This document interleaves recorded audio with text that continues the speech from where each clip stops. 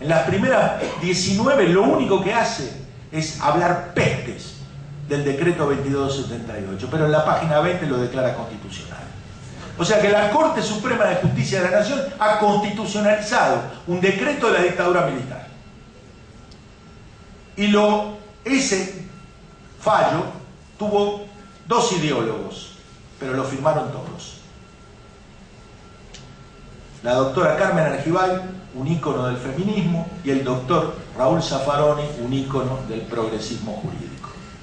Necesitamos más gente normal en la Argentina y menos íconos, a mi juicio. Y entonces, el mismo 2 de diciembre, la doctora Carmen Argibay dijo: nosotros, esos menores de edad estaban marcados para morir por la Policía Federal, dijo. Y yo la llamé y hablé con la secretaria de su secretaria y le dije: doctora, vamos juntos a la procuración y hagamos una denuncia frente a los fiscales. Yo la acompaño. Hasta el día de hoy estoy esperando que me devuelva la llamada. El doctor Zaffaroni, por supuesto que ese mismo día hizo una entrevista hablando contra la prisionización. El mismo día que sacó la sentencia. Pero para terminar, el día 2 de diciembre del 2009 fue el día que se cumplían los 6 meses de la sentencia, y ese día, nosotros, digo, la Fundación Sur Argentina y el CELS, porque hay 6 meses desde la última instancia nacional, ese día nosotros presentamos y fue admitida la denuncia nuestra en la Comisión Interamericana de Derechos Humanos.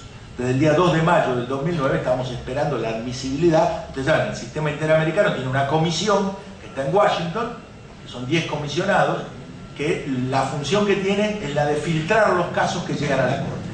Hoy en día se está tardando más o menos 9 a 10 años que un caso pase de la comisión a la Corte. Nosotros el 2 de mayo del 2009 presentamos la denuncia frente a la Comisión Interamericana. Aquí que el mismo 2 de mayo, parece una ironía del destino, en la edición argentina de la revista Playboy, que salió el día 2 de mayo del 2009, salió una larga entrevista al profesor Zaffaroni. Y luego de una larga entrevista donde él se explaya en los temas que le son habituales y que conoce muy bien, que son los temas de cárcel, droga, etcétera, etcétera, la periodista le pregunta: ¿y el fallo del 2 de diciembre del 2008? Y el profesor Zaffaroni dice textualmente, tanto textual que yo anexé la revista Playboy a la denuncia de la Comisión Interamericana de Derechos Humanos. Hasta ahora nadie me desmintió, ni Playboy, ni Zaffaroni, ni nadie. ¿Y qué decía?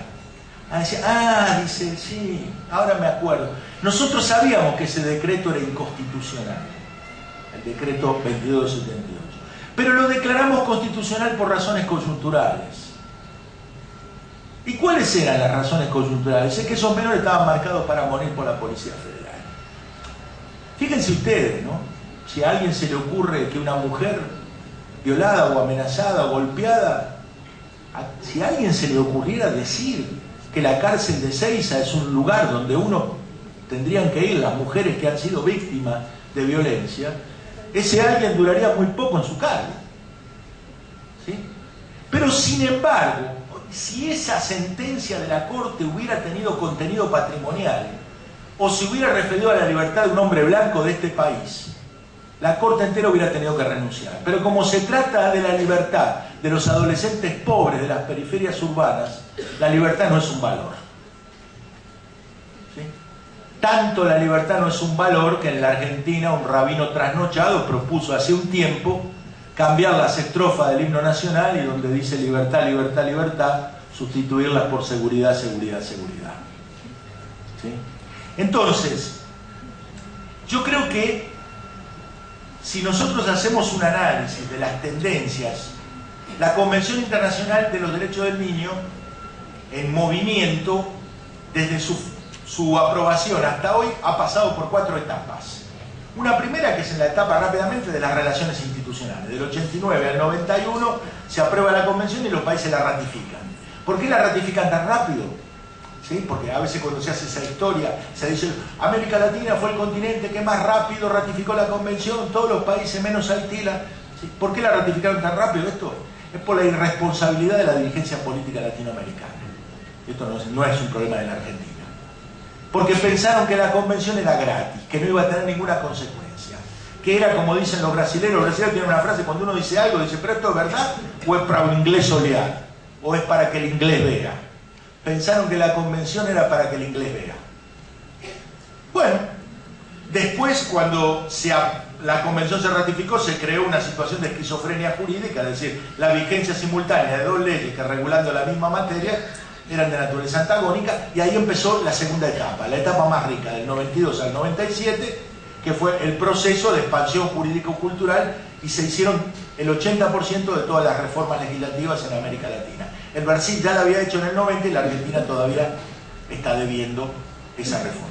Pero digo, en términos de peso, en el 97 pasan tres cosas, así muy rápidamente, que cambian el clima de época. Yo creo que nosotros estamos viviendo en esta materia un largo proceso de involución autoritaria que comienza en el 2007, porque en el 2007 estalla el caso de las maras, es decir, del tema de la delincuencia juvenil, sobre todo en tres países de Centroamérica, y empiezan a imponerse penas absurdas, ¿sí? En El Salvador, en Guatemala y en Honduras. Hay en el 95, pero empieza a tener sus efectos en el 97, en el Fujimori, en el Perú sin Congreso de Fujimori, se aprueba un decreto que se llamó de pandillaje pernicioso, que ponía penas de 50 años de edad a menores de edad. Y en 1997 se produce la primera sentencia de reclusión perpetua a un menor de edad en Argentina. Estos tres elementos, que aparentemente no tienen ninguna conexión y no la tienen en el sentido de la conspiración, cambian el clima de época y empieza una larga onda de involución autoritaria. Yo analicé esto en el año 2003-2004 y dije, empieza una onda de involución autoritaria que se caracteriza por dos eslogans: bajemos la edad de la imputabilidad y aumentemos las penas. Ahora, cuando veo lo que está pasando con este fallo de la Corte Suprema y veo lo que está pasando en otros países, donde empieza a demonizarse la defensa pública, porque ayer Julián Axat lo planteaba muy bien, ¿no? Yo siempre digo, los chanchos y los fiscales no tienen crisis de identidad. Los chanchos saben que vienen al mundo para hacer jamón y los fiscales para acusar. En cambio, no todos los defensores saben que vienen al mundo, como lo sabe perfectamente Julián Axat, y no solamente lo dice, sino que lo practica, para tener un compromiso irrenunciable ¿con quién? Con su cliente. ¿Quién es el cliente? Es el adolescente infractor. La mayor parte, o una parte considerable, yo que en esto creo que está cambiando mucho, por eso esto es lo que me hace a mí ser optimista. Ha habido un grado creciente de defensores que empiezan a ser como Julián Axat. Yo no creo que Julián Axat esté tan solo. Yo creo que hay más. Si no, no tendría confianza. Yo creo que habría abandonado estos temas. Pero todavía hay muchos con crisis de identidad que creen que vienen al mundo para ayudar a los jueces. Porque permanece, fíjense ustedes, nosotros todavía no tenemos la ley de responsabilidad penal juvenil, tenemos la ley 26061 y tenemos vigente el artículo 59 del Código Civil. Este monstruo hermafrodita que es el asesor de menores, ¿sí? Que defiende los intereses del menor y los intereses de la sociedad. A ver si algún adulto se dejaría defender por un fiscal en un proceso penal. Y entonces, a mí lo que me parece que esta crisis de identidad significa esto: no entender muy bien para qué se está ahí. Para dar un ejemplo, cuanto más se llena la gente la boca, Estela Mari Martínez, la defensora general de la Nación, jamás instruyó a sus defensores para que presenten habeas corpus a favor de los menores de 16 años privados de libertad. Dime de qué te jactas y te diré de qué careces. ¿De acuerdo? Entonces, a mí me parece que del 2003-2004, siempre dentro de esta onda de involución autoritaria, cambia el carácter de la involución autoritaria. Ya no se trata más de la involución autoritaria en el sentido clásico, de bajar las penas y aumentar la edad de la imputabilidad, de bajar la edad de la imputabilidad y aumentar las penas. Sino más bien se trata de utilizar la privación de libertad, no como una respuesta seria y legítima del Estado a los delitos graves que cometen los menores de edad. Yo creo que cuando el Estado no da respuesta seria, la sociedad da respuestas brutales. Pero sí comienza a utilizarse la privación de libertad como una forma de política social reforzada para los adolescentes pobres de las periferias urbanas. Y entonces no es posible, una vez más, que la jurisprudencia o la ley penal o la práctica haga el trabajo sucio de la ausencia de políticas sociales. Porque históricamente lo que pasó, yo quería hacer una referencia aprovechando la presencia policial, históricamente lo que pasó es que quien alimentaba coactivamente las políticas sociales de protección a la infancia pobre en América Latina era la policía. Porque las leyes de menores le decían a la policía: ese menor está en situación irregular, usted tiene la obligación de recogerlo y entregarlo a la política social. Y cuando la policía recogía a un menor en la calle, cumplía estrictamente con su deber, pero violaba su deber, que estaba en la ley de menores, pero violaba flagrantemente la Constitución. O sea, el poder político le ordenaba a la policía que violara la Constitución a través de una ley que nunca se declaró inconstitucional, que fue la ley Agote. Y entonces, yo trabajé muchos años en Brasil y sigo trabajando, y he trabajado mucho, sobre todo con la policía militar de muchos estados de Brasil. Y uno de los problemas que se han planteado después de las reformas que es uno de los problemas más espinosos: ¿cuáles son las hipótesis de intervención policial?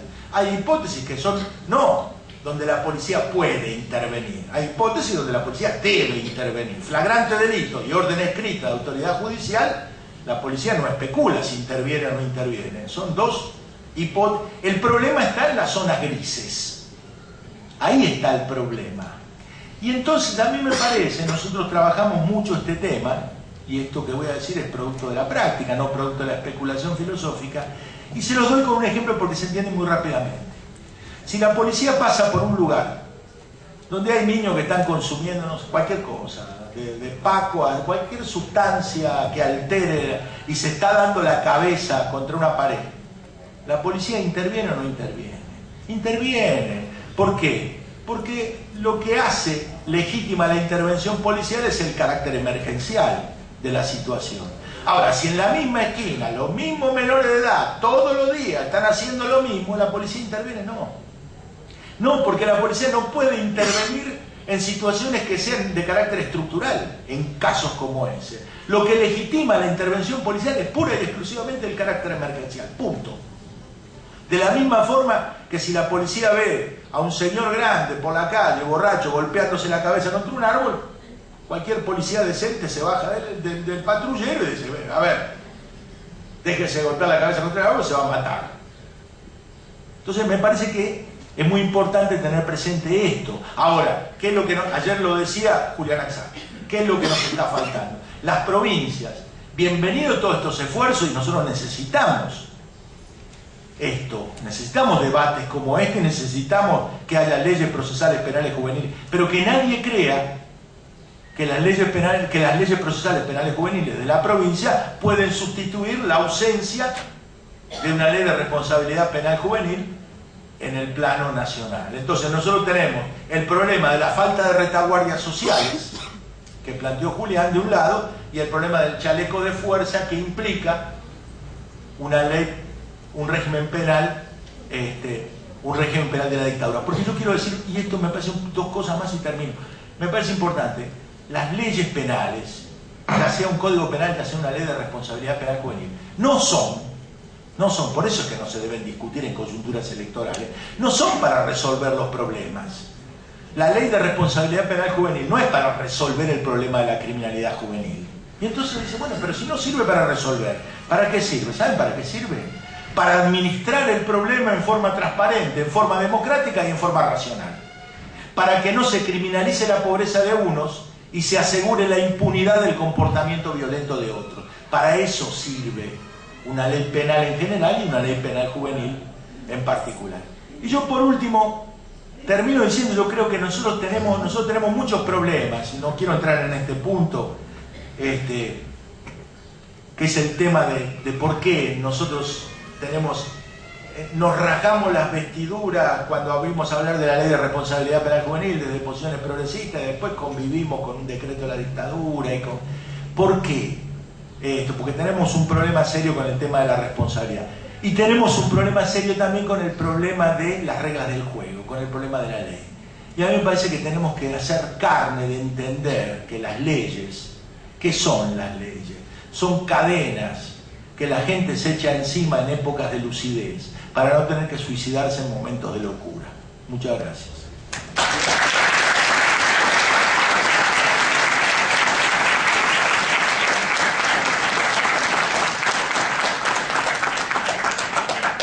Bien, por una cuestión de tiempo vamos a abrir el debate rápidamente, porque hay que darle también participación a los dos disertantes que nos restan en sus conferencias magistrales, así que vamos a pasar a circular el micrófono para que el doctor responda algunas preguntas, si así lo desean. ¿Alguien quiere preguntar? Yo voy a hacer una pregunta, doctor. Le agradezco algunas referencias. En la provincia de Buenos Aires, lo escuché alguna vez decir, en la provincia de Buenos Aires, es una frase que escuchándolo en algún otro lugar, que en la provincia de Buenos Aires había ciertas demandas muy comunes que tenían que ver en los 90 con la construcción, digo, de determinados servicios hacia los intendentes y demás, y que hoy parece ser que las demandas, hablando un poco de la brutalidad de los pedidos, hoy la demanda de los vecinos de la provincia de Buenos Aires es Escuadrones de la Muerte. ¿Qué reflexión? Sí, a ver, varias reflexiones. ¿Está aprendiendo? Sí. ¿Escucharon todos la...? A ver, varias reflexiones. Una primera de carácter abstracto y general, que la dije y la vuelvo a repetir en este contexto. Cuando el Estado no da respuestas serias, la sociedad da respuestas brutales. Cuando uno mira el mapa de las... el mapa de las sentencias de reclusión perpetua de los menores de edad en la Argentina, que son 7 en la ciudad de Buenos Aires, 3 en Mendoza, 1 en Santa Cruz y 1 en Catamarca, que después fue conmutada, pero se convirtió en una sentencia que no fue de reclusión perpetua. A uno le llama muchas cosas la atención, ¿no? Por ejemplo, y esto yo publiqué en el año 2003. Muy rápidamente, fui presidente de la Comisión de Infancia del Colegio Público de Abogados de la Capital Federal, y publiqué a pedido del presidente del colegio. Me dijo, quiero publicar algo respecto del tema de las perpetuas, porque él no podía creer. Y yo dije, mire, ¿sabe qué? Hagámoslo rápidamente, publiquemos las sentencias, ¿no? Publiquemos las sentencias. Y entonces, para dar una idea, yo a la doctora Ida Kemmermacher, que era en ese momento jueza del Superior Tribunal de Mendoza, la llamé, que es una madrugadora enferma como yo, a las 6:30 de la mañana, y a las 7 menos cuarto tenía las 3 sentencias de reclusión perpetua en mi computador. La sentencia de la ciudad de Buenos Aires se encontraron rápidamente. La sentencia de Santa Cruz la robamos. Hubo que robar. Robar una sentencia como robar agua del mar. Pero tuvimos que robarla, no pudimos conseguirla. Por medios legales, digamos. Ni por las buenas, ni por las... Bueno, por las malas sí la conseguimos. La robamos y después la escaneamos. Pero lo que nos llamaba la atención en esto, me llama a mí la atención, es que no había sentencia de reclusión perpetua en la provincia de Buenos Aires. Y yo me recuerdo un estudio de la Corte Suprema de Justicia, sobre el cual yo escribí sobre el tema de los menores de edad muertos en enfrentamientos con la policía de la provincia de Buenos Aires. Y yo me recuerdo haber escrito un artículo en página 12 que se llamaba Tutela Mortal. Porque todos los menores de edad relevados como muertos por enfrentamientos con la policía de la provincia de Buenos Aires estaban tutelados judicialmente. ¿Sí? Entonces, a mí lo que me parece es que nosotros estamos en un estrecho desfiladero. Siempre las leyes de responsabilidad penal juvenil se enfrentaron, digamos, a dos objeciones. La de aquellos que decían que esto era monstruoso, que era mucho, ¿sí? Y las que dicen que esto no es nada, que esto es muy poco. Por eso es que la visión de la infancia es una visión esquizofrénica. Es decir, entender a los adolescentes o como ángeles o como demonios. Yo siempre pensé en los adolescentes ni como ángeles ni como demonios. Los pensé como sujetos de derecho. Pero nadie es sujeto de derecho sino sujeto de responsabilidades. Entonces me parece, lo interesante es que en la Argentina, por eso aprovecho para hacer mención a este tema, lo interesante es que en la Argentina, donde los sectores progresistas se rasgan las vestiduras frente a la responsabilidad penal juvenil, no hay problema en interpelar a los adolescentes como locos, como enfermos o como enemigos. Porque cuando yo interpelo al otro como loco, como enfermo, yo no me hago responsable de nada. Ahora, cuando yo interpelo al otro como responsable, yo me hago responsable. Entonces, tenemos una cierta dificultad, ya que lo digo, es muy doloroso esto, pero es lo que, y Julián creo que Axat es el que lo ha entendido con mayor profundidad. En la Argentina la represión ilegal fue tan desmesurada, no solo brutal, fue tan desmesurada, comparada con Suiza, no, comparada con Chile, o comparada con Uruguay, fue tan desmesurada que los sectores progresistas no aciertan a establecer sin culpa una respuesta, ¿sí?, adecuada a la represión legal a los comportamientos. Entonces, cuando uno no logra dar una respuesta seria, ¿sí?, es como esta de la concepción hidráulica del derecho. Lo que no va por un lado se escapa por otras tuberías. Y eso es lo que pasaba y lo que pasa. Lo que ha cambiado en la provincia de Buenos Aires, me parece a mí, es que la Corte ya no cuenta más estos muertos en enfrentamiento.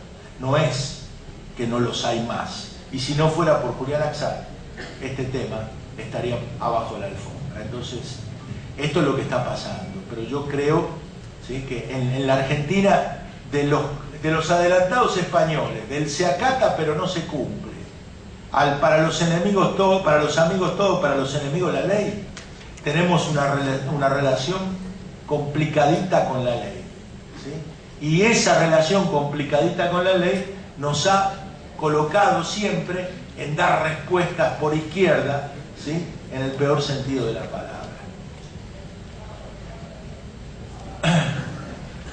¿Alguien más? ¿Claudia? ¿Sí? Sí, yo con mucho respeto y como el invitó al debate, tengo 2 minutos. Lo que me gustaría aclarar es que habemos muchos que no somos, no perdemos hipócritas, ni falsamente progresistas, ni ninguna de esas cosas, y que entendemos que es necesario derogar la ley de la dictadura. Creo que en eso vamos a acordar, que es necesario establecer un nuevo régimen penal juvenil respetuoso de todas las garantías establecidas por todos los tratados y la normativa internacional de derechos humanos, pero que es un poco confuso plantear que la opción es bajar la edad de imputabilidad a 12, 10, 14 o establecer un nuevo régimen penal juvenil a partir de los 18. Me parece que es confuso. Entonces, por lo menos me gustaría aclarar que la posición que tengo yo, que tenemos muchas organizaciones y que estamos trabajando hace rato en este tema, es que es necesario derogar la 2278, que es necesario establecer un nuevo régimen penal juvenil, manteniendo la edad mínima de responsabilidad penal, que es la manera en que la observación general 10 habla de este tema, o la edad de punibilidad en los 16 años, no bajarla a los 14, entre los 16 y los 18 no cumplidos, un régimen especial para adolescentes. A partir de los 18, el Código Penal para los adultos. A mí me parece que esa es la manera más clara de entenderlo, porque si no, si se plantea que la propuesta es, la del doctor García Méndez, subir la imputabilidad a los 18, pareciera que por debajo de los 18, este régimen especial para los adolescentes es otra cosa distinta a un régimen penal. Lo que humildemente nosotros pensamos es que es un régimen penal juvenil, pero es un régimen penal y tiene penas de prisión, tiene proceso penal, tiene sometimiento a un proceso penal, y nosotros entendemos que a los pibes de 14 y 15 años, no por demagogia, no por hipocresía, entendemos que no es necesario meter más pibes, cada vez más chicos, en un proceso penal, aunque se llame juvenil, porque ese proceso penal tiene penas de prisión, aunque sean bajas. Partimos de la base de que no estamos de acuerdo con que se meta preso a nadie por debajo de los 16 años por ningún motivo. Adherimos al habeas corpus presentado en su momento y nos parece que el fallo de la Corte ha sido vergonzoso. Eso está fuera de discusión, lo dije ayer. Pero entendemos que no es necesario, y yo le digo, realmente no entiendo, hablando de caprichos, ¿por qué insistir con que hay que bajar la edad de punibilidad o la edad mínima de responsabilidad penal a los 14 años?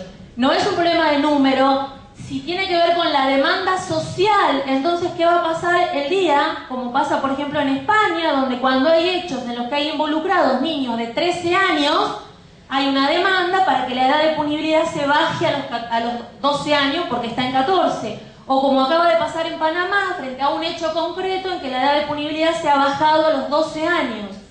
Cuando las recomendaciones del Comité de Derechos del Niño es no baje la edad de punibilidad, y los países que la tienen en un nivel encomiable, como dice la observación general 10, de 14 o 16, manténganla en ese alto nivel que permite que los hechos cometidos por niños, adolescentes por debajo de esa edad, se aborden con otros instrumentos o otras instituciones que no sean el sistema penal.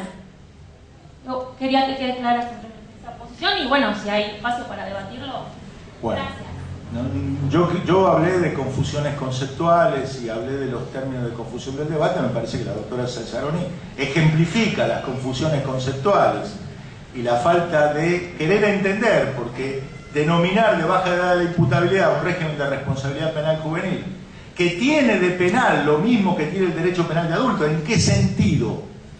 Que aquello frente a lo que hay responsabilidad son hechos típicos contenidos en el Código Penal. Porque muchas veces desde el progresismo lo que se ha planteado, necesitamos, ¿sí?, plantear no el tema de la responsabilidad penal, sino el tema de la responsabilidad social. El tema de la responsabilidad social con consecuencias penales no es nuevo. Los alemanes lo ensayaron, ¿sí?, con mucha asiduidad entre 1933 y 1945. Terminó mal esa historia, porque en el Código Penal alemán, uno de los delitos más duramente penados y tipificados era no ser un buen alemán, porque eso significaba no tener responsabilidad social. Entonces nosotros necesitamos un sistema de responsabilidad penal juvenil. ¿Por qué necesitamos un sistema de responsabilidad penal juvenil? Porque los menores de 16 años, evidentemente, esta sociedad, con el progresismo a la cabeza de Raúl Zaffaroni, no renuncia a la pretensión punitiva, porque de hecho la Corte ha legitimado el uso de la privación de libertad en cárceles de menores para los menores de 16 años. A lo que ha renunciado el fallo vergonzoso de la Corte es al debido proceso. Y lo que yo quiero es establecer todas las garantías del debido proceso a partir de los 14 años. ¿Por qué a partir de los 14 años? ¿Por qué no menos? Porque con menos de 14 años los hechos de naturaleza violenta cometidos por menores de 14 años son estadísticamente irrelevantes. Y cuando estos hechos son relevantes es porque los medios de comunicación, hay un principio básico de los medios de comunicación, es que si un perro muerde a un hombre no es noticia, pero si un hombre muerde a un perro, esto es la noticia. Entonces los niños aquellos de 12 años en Inglaterra que mataron a un niño de 1 año dio la vuelta al mundo. Lo que nadie dijo era que el Tribunal Europeo de Derechos Humanos le conminó a Inglaterra a establecer un régimen de responsabilidad penal juvenil por el cual yo vengo luchando, lamentablemente con la incomprensión de gente tan valiosa como la doctora Cesaroni, pero bueno, cada uno seguiremos luchando y como decía Max Planck, no cambiaremos de idea, nos moriremos y vendrán teorías diferentes en relación a este tema. Tenemos una pregunta más, doctor, aquí. Una pregunta más de parte de los asistentes. Bien. Con esto concluimos el debate público y agradecemos al doctor Guillermo Hermilio García Méndez por su conferencia magistral.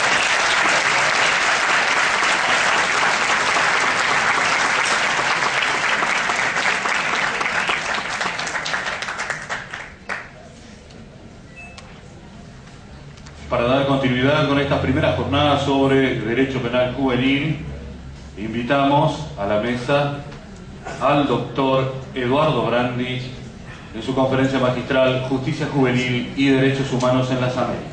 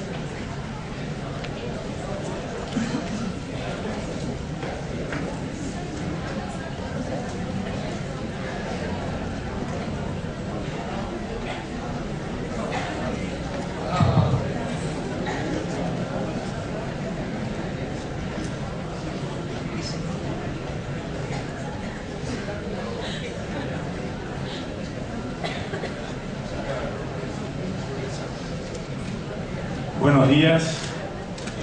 En primer lugar, quiero agradecer al Poder Judicial, al Centro de Escuela de Capacitación del Poder Judicial de la provincia de Catamarca, también al doctor Moravito y al doctor Gersani por habernos convocado y por este esfuerzo que han hecho y que se ve el éxito acá está a la vista con todos los integrantes y la calidad también de los expositores que nos han precedido en el uso de la palabra.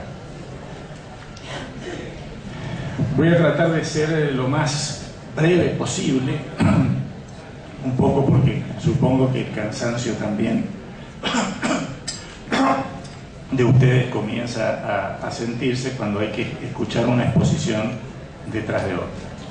La idea es charlar o exponer justamente frente a estas demandas de reformas en materia penal y en materia procesal penal juvenil, que por supuesto entiendo es necesario, ya lo podemos decir desde un comienzo, el dictado de una ley penal juvenil y obviamente la derogación del decreto ley 22.278-22.803 y por cierto también la adecuación de las normas procesales.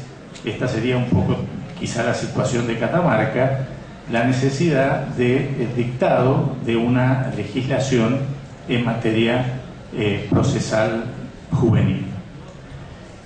Por eso la idea es la de ver cuáles serían algunos principios o bases uniformes, en general para América Latina, porque no hace otra cosa que receptar estas ideas, aquellos principios que ya están contenidos en instrumentos internacionales, es decir, ciertos estándares mínimos necesarios que debería contener una legislación, tanto la legislación de fondo como la legislación procesal.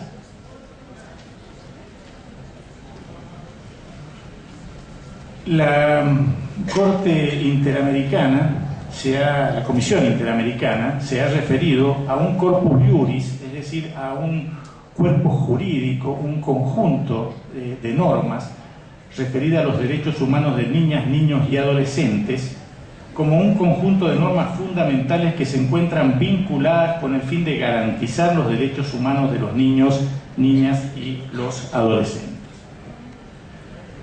Aunque son conocidos, es bueno recordar, como lo hace la Comisión, estas normas, o sea, la Convención Americana sobre Derechos Humanos, el Pacto de San José de Costa Rica, la Declaración Americana de los Derechos y Deberes del Hombre, la Convención de los Derechos del Niño, de la que tanto se ha estado hablando, las reglas de Beijing para la Administración de Justicia de Menores, las reglas de Tokio sobre medidas no privativas de la libertad. También las reglas de La Habana de protección de menores privados de libertad, las directrices de RIAD, prevención de la delincuencia juvenil, la observación general número 10 de Naciones Unidas del Comité de los Derechos del Niño y justamente el informe de la Comisión Interamericana que se refiere a justicia juvenil y derechos humanos en las Américas, bastante reciente porque es de julio del año 2011. Allí se destaca también este concepto del interés superior del niño, del cual también se ha hablado durante estas charlas, para diferenciarlos precisamente de los adultos, tanto porque se diferencian en su desarrollo físico y psicológico como por sus necesidades emocionales y educativas. Esas diferencias constituyen justamente la base de la necesidad de leyes y procedimientos especiales que diferencien la situación de los niños y los jóvenes de los adultos. El objetivo, también hay que tener en cuenta cuál es el objetivo de un sistema penal juvenil, también en la idea de la Comisión Interamericana, en cuanto a los lineamientos y principios fundamentales que deben guiar el ejercicio de la acción penal en los casos de niños que están acusados de infringir leyes penales. Entonces aquí se sugiere seguir estos estándares del corpus juris que ya se mencionó anteriormente, y se ha destacado que existe dentro del derecho internacional de los derechos humanos una clara tendencia a darles a los niños una protección mayor que a los adultos, limitando el papel del derecho a punir, o sea, del derecho penal. Vamos a ir a lo largo de la charla un poco extendiéndonos sobre algunos de estos aspectos más esenciales y algunos prácticos. El primer principio es el principio de la especialidad. El primer problema que se presenta: ¿qué tipo de órganos tienen que intervenir en el juzgamiento de estos casos? El principio de especialidad indica que deben crearse órganos judiciales que tengan especialidad y capacitación para el juzgamiento de estas situaciones. Tanto la creación de órganos en el marco del Ministerio Público Fiscal, o sea, fiscales penales juveniles, defensores penales juveniles, y también los tribunales, jueces de garantía o jueces penales juveniles de primera instancia, y también los tribunales superiores que van a tener a su cargo la revisión de este tipo de pronunciamientos. También la especialización debe estar a cargo de los órganos auxiliares, es decir, los cuerpos auxiliares interdisciplinarios, asistentes sociales, psicólogos, psiquiatras, también tienen que tener especialización infanto-juvenil. No es cuestión de que solamente tengan la capacitación general que les da el título de grado, sino una especialización infanto-juvenil. Incluso en el caso de los órganos judiciales, los auxiliares administrativos, o sea, el personal que trabaja en los juzgados, el personal judicial, también es necesario que se capacite. No es muy conveniente esa rotación que pase a otros tribunales, sino mantener estos empleados, estos funcionarios dentro del área de los órganos especializados, y que también se vayan capacitando para poder acompañar la tarea de los jueces, de los fiscales y de los defensores. Igualmente, los centros especializados tanto de guardas como de internación, es decir, estos centros deben ser manejados por personal, por operadores también capacitados y especializados. Acá no deben intervenir ni funcionarios penitenciarios ni funcionarios policiales.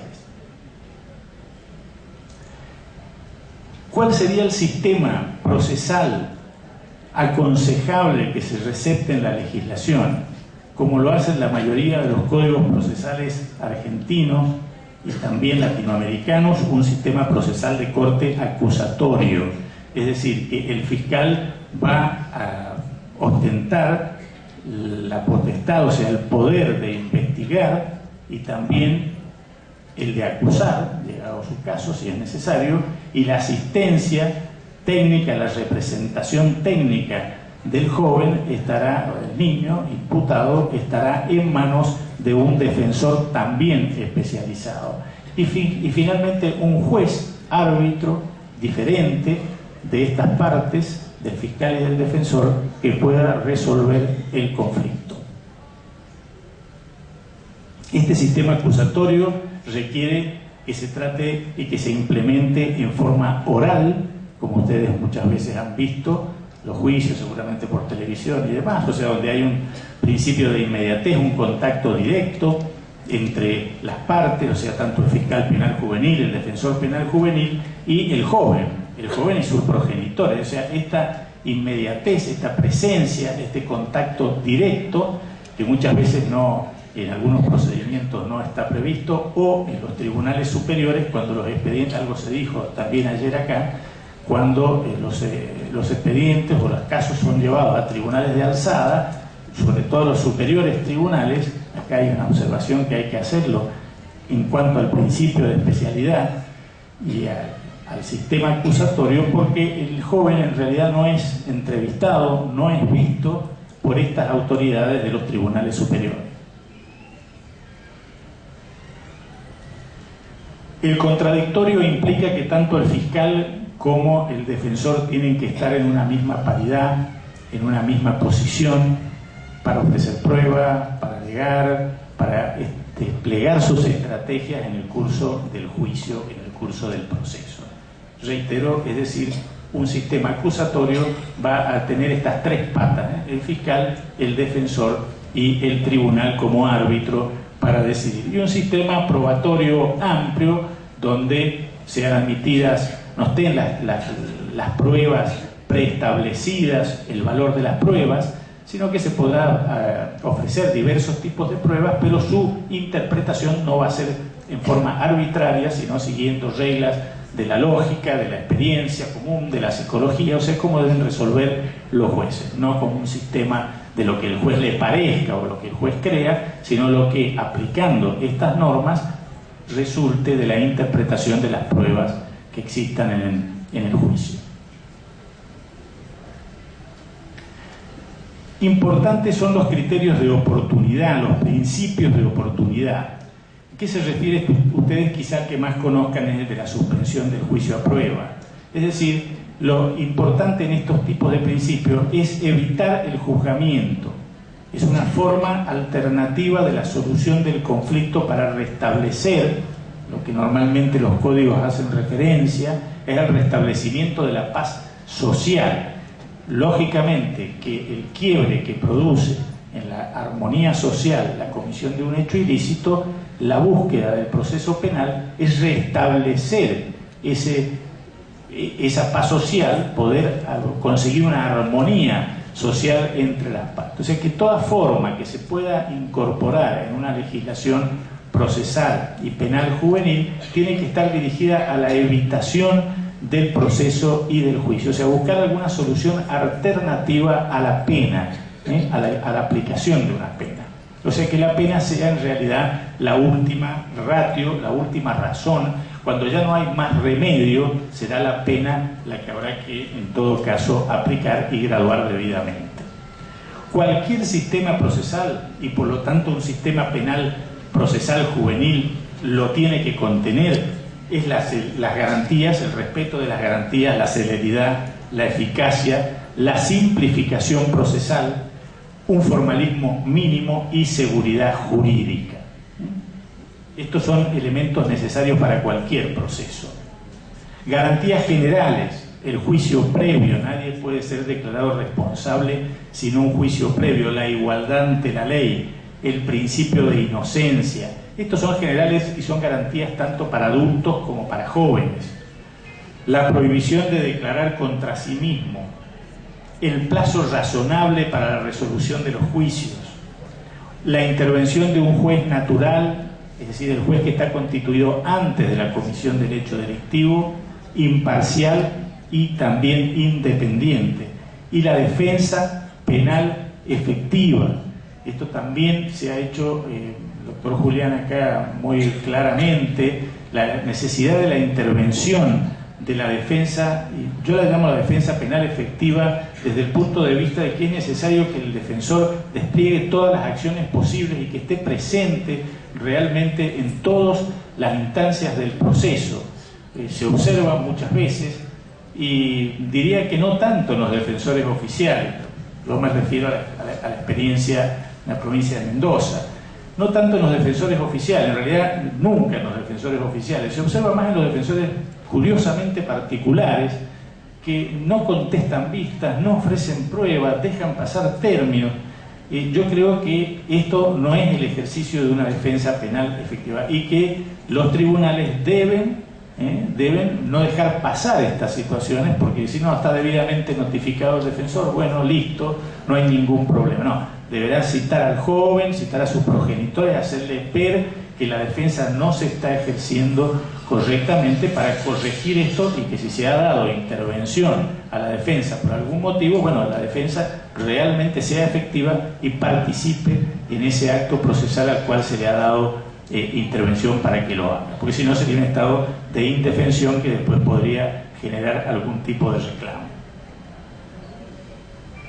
Hay garantías especiales. Menciono el derecho a un trato digno.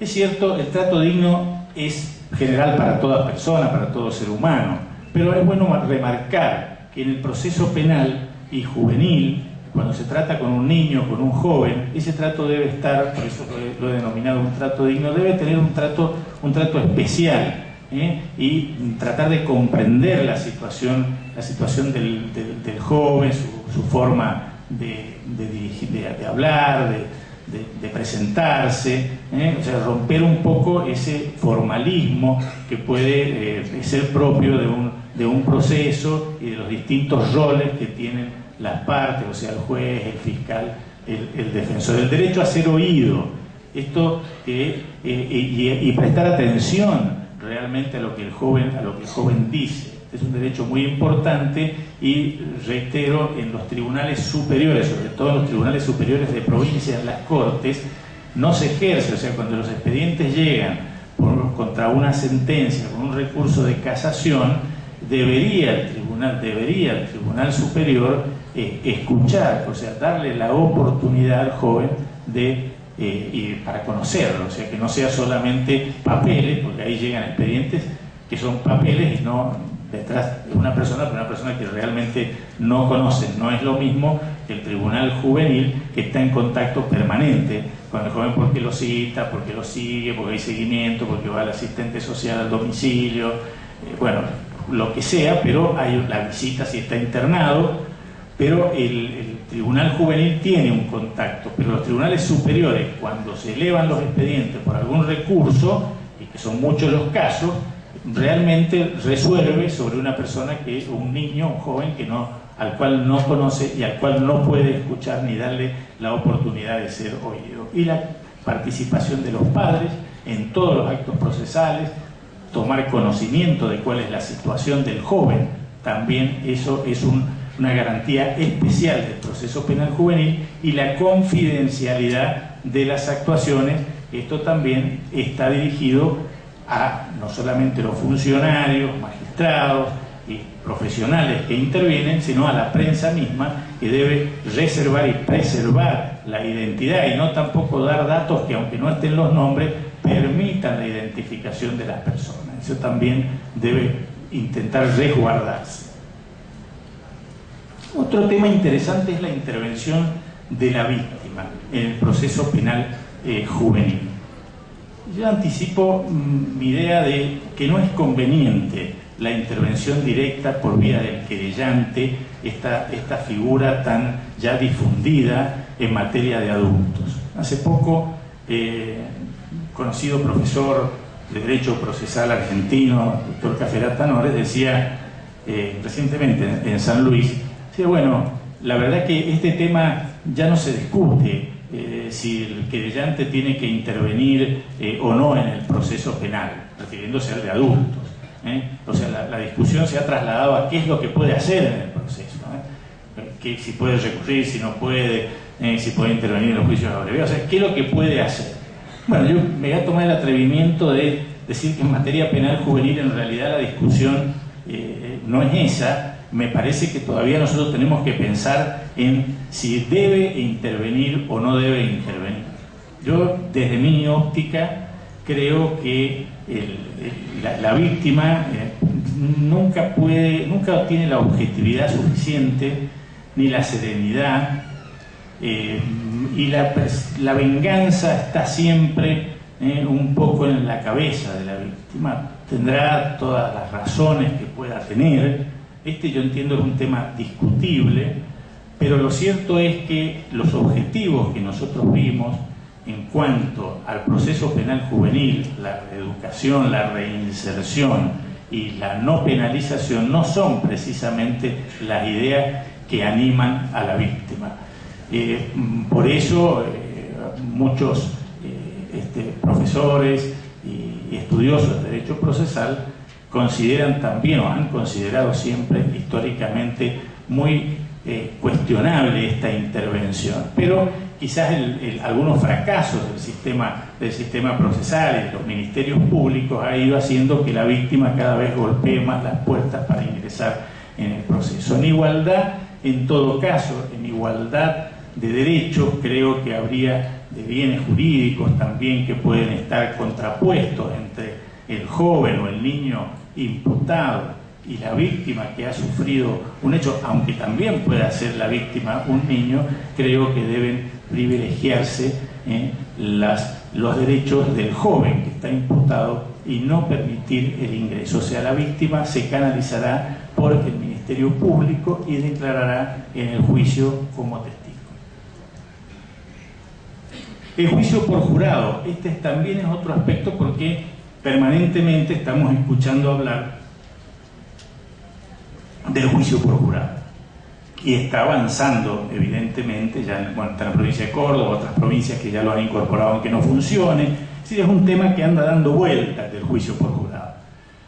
Tampoco creo que sea conveniente, precisamente por el principio de especialidad, que pueda constituirse un juicio por jurado, cualquiera sea el tipo de jurado, el tipo americano o anglosajón o el tipo como tenemos en Córdoba, escabinado, o sea, un tribunal más amplio con personas que solamente figuran en el padrón, son sorteadas, pero no tienen una capacitación. Creo que si hemos hablado de la especialidad y de la capacitación, un sistema de jurado no sería el más conveniente para resolver las situaciones de los jóvenes en conflicto con la ley penal.